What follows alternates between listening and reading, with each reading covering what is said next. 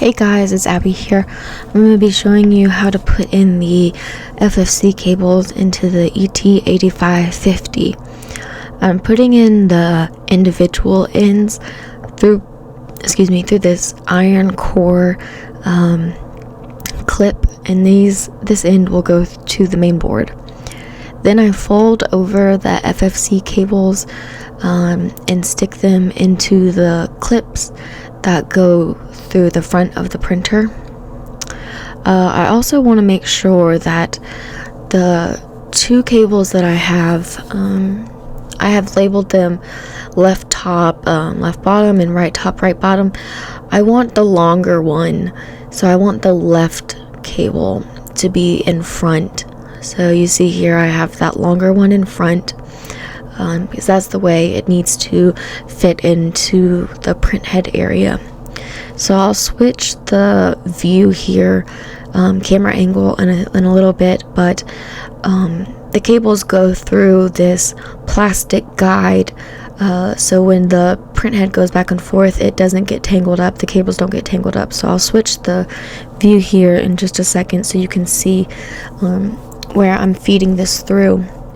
You'll see here I fed the small one through, and now I'm feeding the longer one, the left cable that I labeled through, and then I just stick it under that downward clip. But we also have this third FFC cable, the small thinner one that goes to the CSIC board in the back of the carriage there. We never took that one out, so that one is going to be all the way on the back side of our cables, if you understand what I mean by that. So I'm going to put in the long one first, and then I'm going to stick in the shorter one in between those two.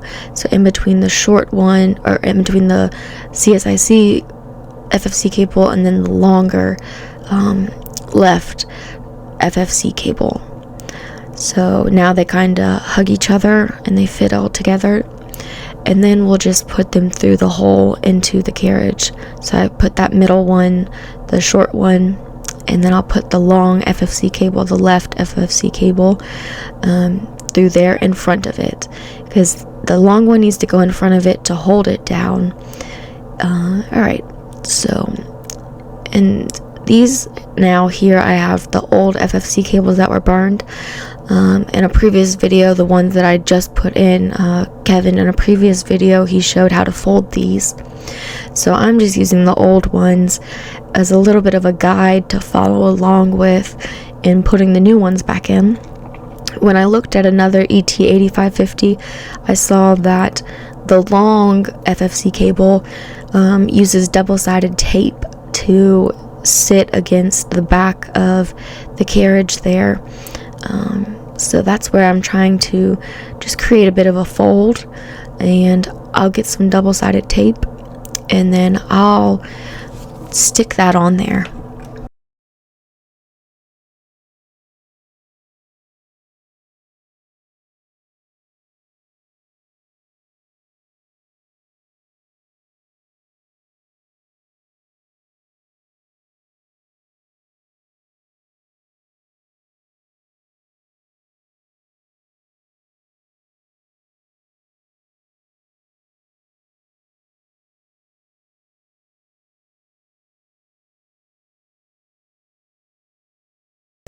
Alright, so I stuck that double-sided tape on the back there, and then I'm going to use my dentist tool to pick at the sticker on top, so I can get the other side of the sticky tape to put onto the FFC cable.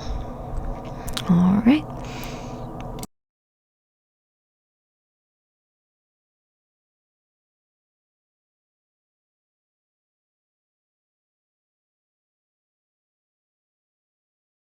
Alright, and then I went back and grabbed my old FFC cables just to follow that pattern on how to fold my cables. If it's easier for you to remember that the blue stripes on top, then you can remember it that way, and that the silver pins are on the bottom. But if you forget, you can just label it again the way we did: left top, left bottom, right top, right bottom.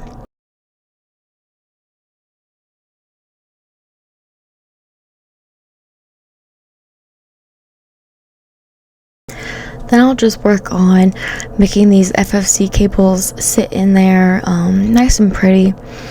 After that, we'll go ahead and work on getting the print head in there.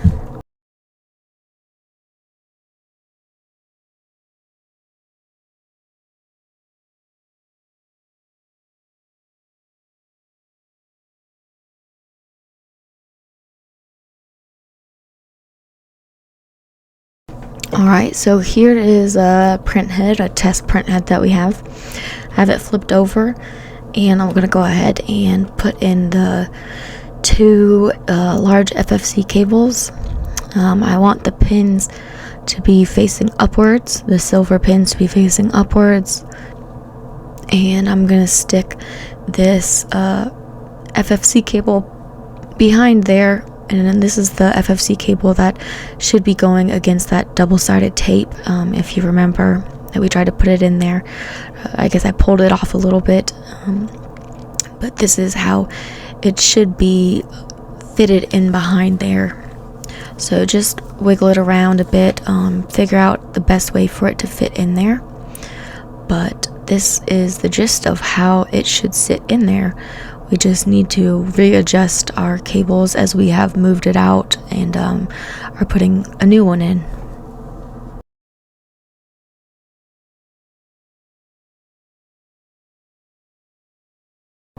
Alrighty, now that we have the print head in place, we just need to screw it down so it is flush and flat and prints correctly. So I'm going to go ahead and get my screws and put them into the corners of my print head, and I'll see you in the next little clip.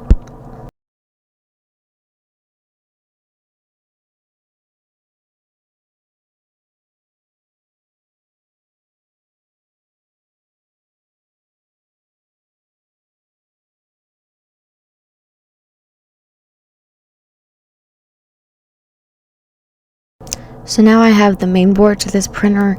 I have to reach my hand in the back to move any cables, FFC cables that are in the back there, so I can push the main board in the back. And you'll see it kind of fits in to wherever the ground wires connect on either side, the left and right side. But then we're going to go ahead and start connecting all of the wires and cables to this main board.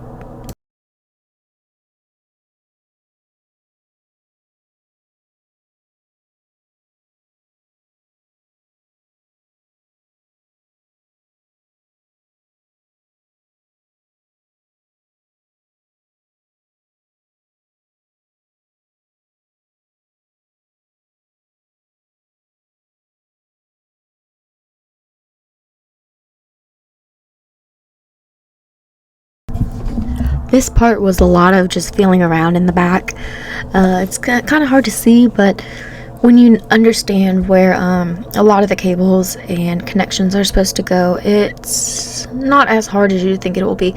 You just need to feel around with your fingers a lot. So I sped it up just because it took me a little bit, but you will get it. So I just want to let you know that it's not the easiest to see, but when you understand what the main board looks like and what size the connections are, you can understand where they're supposed to go, and if it doesn't fit in right away, just flip it around until it connects into the right spot.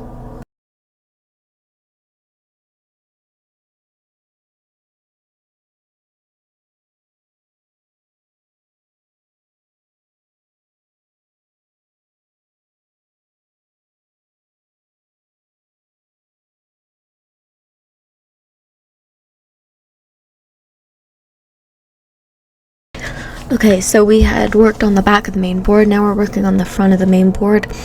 These are the 5 individual strands of the FFC cables going to the main board.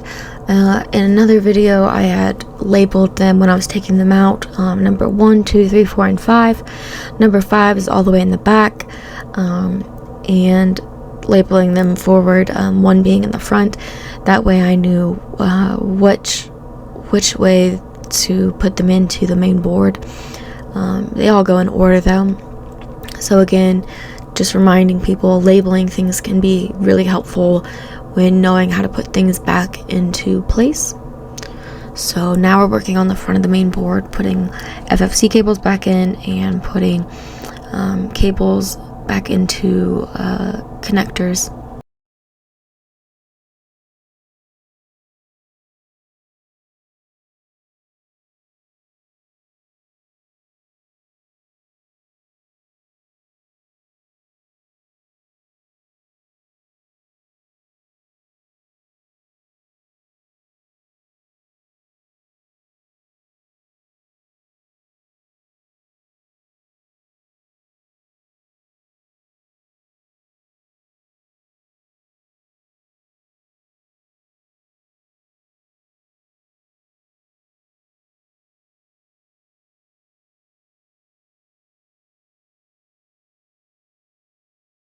Once everything in the front of your main board is hooked back up, you'll still see that there's 2 FFC spots open and 1 white cable spot open. You're wondering what that's for, and that's for the control panel of your printer. So the power on button, go ahead and put in that white connection cable and the 2 FFC cables.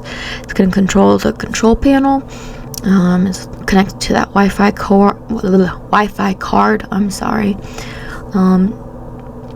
So put those into the main board, and then we'll power it on and give it a test.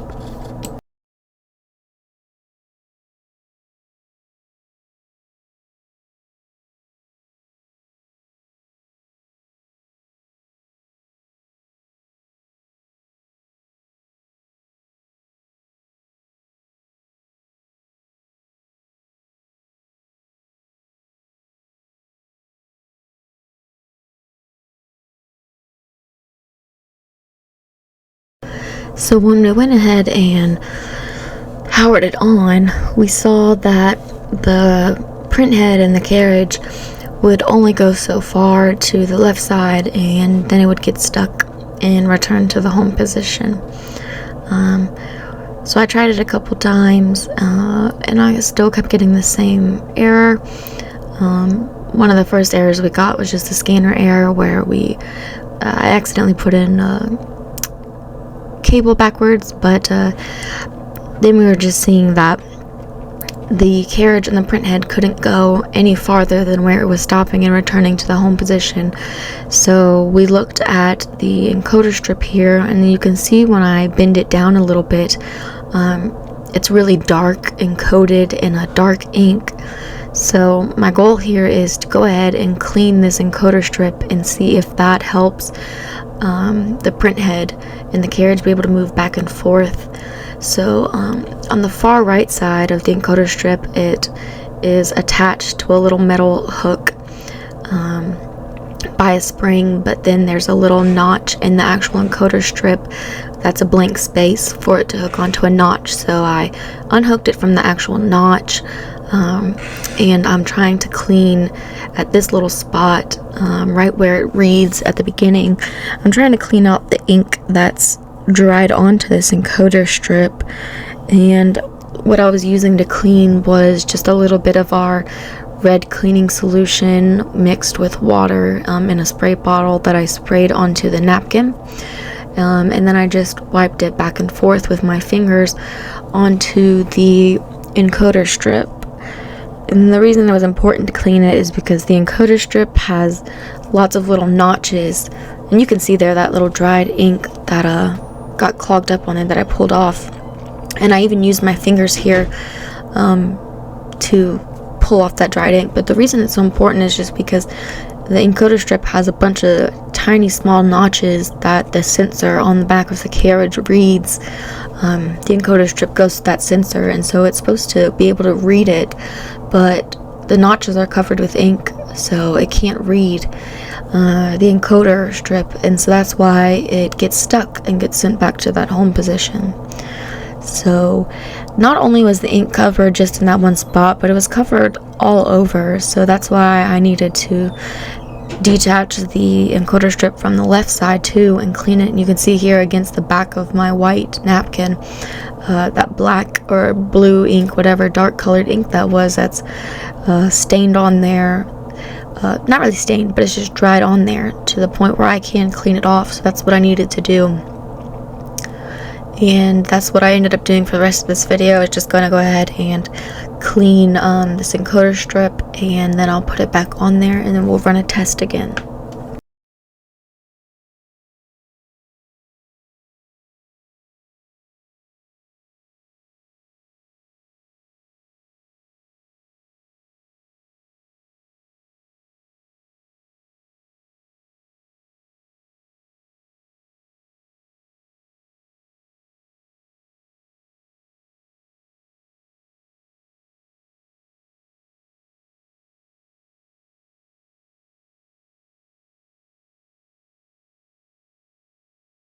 I just wanted to be able to show you guys with the contrast of it against my hand, that dark ink, and how we can't leave it on there, otherwise won't be able to read. So we're just trying to clean all that ink off until we get a completely clean encoder strip, and then we'll place it back on. Your encoder strip, there's a little triangle at the top of the left end of it, so you want that facing upwards as a little tip and trick. But then again, here's the clean encoder strip, and I'll put that back on, but then I'll also show you my napkin of all that dirty ink that we had on there.